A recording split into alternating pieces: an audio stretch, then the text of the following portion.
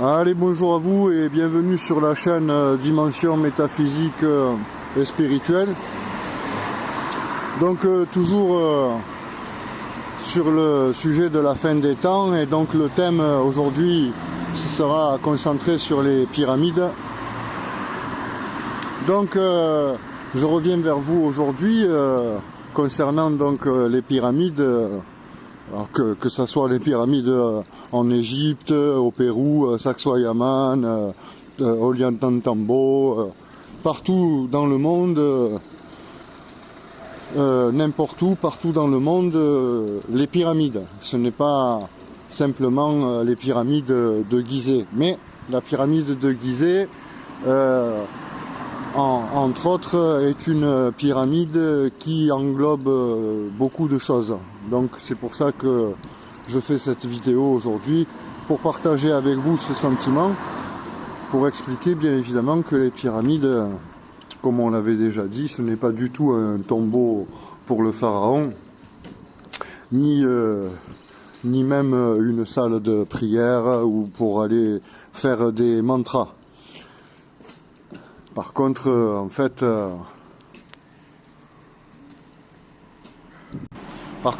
la pyramide en elle-même encode tout l'univers. C'est-à-dire que ce soit le nombre pi, que ce soit le nombre phi, que ce soit la quadrature du cercle, que ce soit la vitesse de la lumière, que ce soit la distance de la Terre à la Lune. Tout ceci là, tout ce dont je vous parle là, est encodé dans la pyramide de Gizeh, la pyramide dite de Khéops. Donc tout ça pour en revenir au fait que si tout ça est bien encodé donc dans la pyramide dite de Khéops, alors bien évidemment ça veut dire que il y a donc bien une intelligence aux commandes de cette création. Il y a bien une intelligence qui a voulu cette création. Parce que sans quoi, déjà, les pyramides ne feraient pas partie des 7 merveilles dites du monde. Et en plus, il n'y aurait certainement pas tous ces encodages dans une seule et même pyramide. D'ailleurs, pour moi, tout comme les chambres dites de Barabar, les fameuses chambres de Barabar, qui ont été taillées, sculptées directement dans la roche. Donc ces fameuses chambres de Barabar, qui sont pour moi des chambres comme je l'avais expliqué à l'époque pour les pyramides, où les fameux tombeaux des pharaons n'étaient pas du tout considérés comme un tombeau. En fait, ils rentraient là-dedans, d'accord, dans ce fameux caisson en pierre, là, en granit, qui n'était pas du tout un tombeau, d'accord. Donc en fait, il s'allongeait là-dedans, moitié assis, moitié allongé, avec de l'eau à l'intérieur. Et bien évidemment, il se servait de ça pour se décorporer, pour sortir du corps et aller dans l'astral.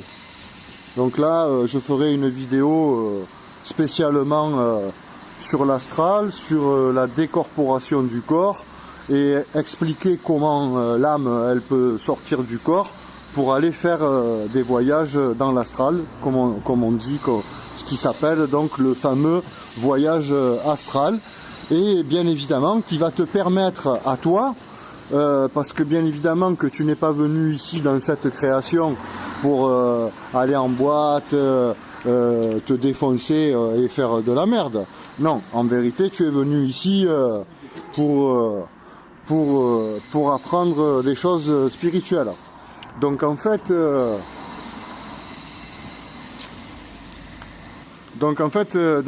au niveau de l'astral, ce qui va te permettre à toi ici de pouvoir sortir du corps, ce qu'on appelle une décorporation. Donc sortir du corps pour aller dans l'astral et commencer à préparer ta deuxième vie qui se déroulera dans l'astral. Alors pour ça que je disais, je ferai une vidéo spécialement sur la décorporation, la sortie du corps, le voyage astral, puisque ça englobe pas mal de paramètres qu'il faut savoir, qu'il faut comprendre et qu'il faut justement utiliser pour pouvoir sortir de ce corps plus facilement, puisqu'il y a des méthodes pour ça, hein, des méthodes de respiration, des méthodes de méditation, avec certains sons, avec certaines musiques que certains se servent pour rentrer en transe, bon bref, et tout, qui permettent bien sûr cette décorporation. Moi je me sers souvent de la respiration et de certaines musiques, de certains sons. Donc moi il y a certains sons qui me permettent, dès que je m'allonge, que je me décontracte les muscles et tout, qui me permettent de décoller assez rapidement.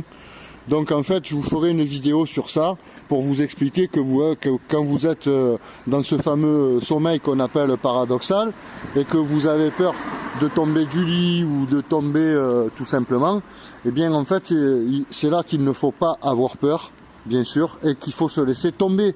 Puisque en fait, en vrai, tu ne vas pas tomber. Tu vas tomber dans un puits de lumière et c'est là qui va te permettre de sortir du corps et de comprendre que tu es dans le monde de l'astral, si tu veux, bah, le monde des rêves, mais c'est pas vraiment un rêve, hein. Enfin bon, on y reviendra sur ça. C'est pas le but de la vidéo d'aujourd'hui, mais je vous explique ça parce que c'est important et ceux qui sont concentrés sur ça actuellement, bien, ils ont raison, puisque le but étant de préparer ton après, et bien évidemment que après, quand tu vas quitter ce corps, tu auras moins peur de te retrouver dans l'astral, puisque tu l'auras déjà vécu et que tu connaîtras donc ce qui se passe déjà à ce niveau, pour justement, pour éviter de pouvoir te dire ou de penser que tu n'es pas mort et que tu es toujours vivant, comme on appelle ces fameux fantômes et ces fameuses entités ou ces morts qui apparaissent à certaines personnes ou certains médiums, parce qu'en fait ils n'ont toujours pas décrété qu'ils étaient partis de ce corps ou qu'ils avaient quitté ce corps. Bon, mais ça fera l'objet d'une autre vidéo où je rentrerai un peu plus en détail sur le voyage astral, la décorporation et ce que ça englobe vraiment. Donc là, par rapport aux pyramides, donc voilà, comme je le disais, la pyramide de Khéops ou même d'autres pyramides qui leur servaient aussi à se décorporer, à aller dans l'astral. Alors comme je disais tout à l'heure, là aussi il faudra faire attention, hein, parce que il y a plusieurs niveaux de l'astral, hein. Donc il y a le bas astral, hein, où les vibrations elles sont très basses, donc là où il y a la fornication et tous ces trucs pourris quoi. Après il y a le moyen astral, là où nous sommes à l'heure actuelle, et le haut astral, là où se trouve le commando d'élite et certains prophètes et j'en passe. Dans le haut astral, mais à certains endroits dits sécurisés, où bien évidemment certaines entités n'ont pas accès, ne savent même pas où elles se trouvent et même quel chemin emprunter pour y aller. Voilà. C'est une sorte de sécurité qui fait que quand vous êtes dans ces endroits, vous y êtes protégé.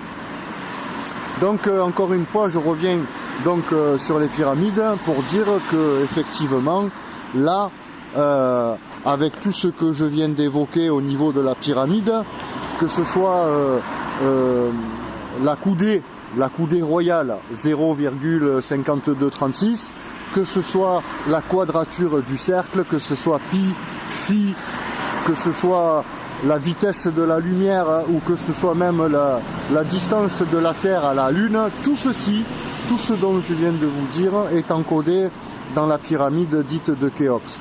Donc c'est ce qui peut nous laisser penser et avoir la foi, bien évidemment, de quelque chose de plus grand. Et bien évidemment qu'on peut dire à ce niveau que oui, sûr et certain, à 2000%, que effectivement il y a bien une conscience beaucoup plus puissante, beaucoup plus élevée spirituellement et beaucoup plus élevée au niveau intellect, donc au niveau connaissance, d'accord, qui a créé tout ça. Donc il y a bien une volonté là derrière. C'est ce qui nous permet de pouvoir dire, d'affirmer qu'il y a bien une volonté aux commandes de cette création. Voilà, parce que de toute manière, s'il n'y avait pas, déjà d'une, nous ne serions pas là, et de deux, il n'y aurait pas toutes ces constantes universelles encodées dans la pyramide de Khéops.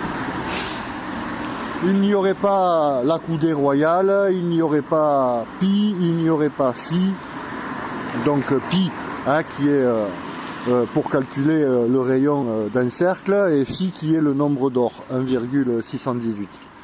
Donc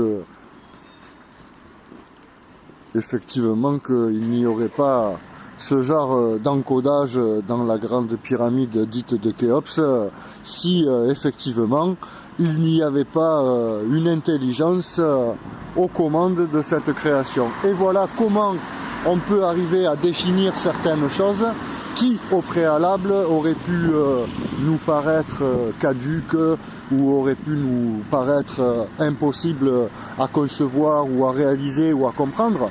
C'est ce qui fait que nous pouvons bien évidemment faire des prédictions sur l'avenir, prophétiser, trouver des réponses à certaines corrélations en faisant comme je viens de faire, en faisant une digression en partant du plus haut jusqu'au plus bas, en partant du plus bas jusqu'au plus haut pour voir les différences, les interactions entre tout ça.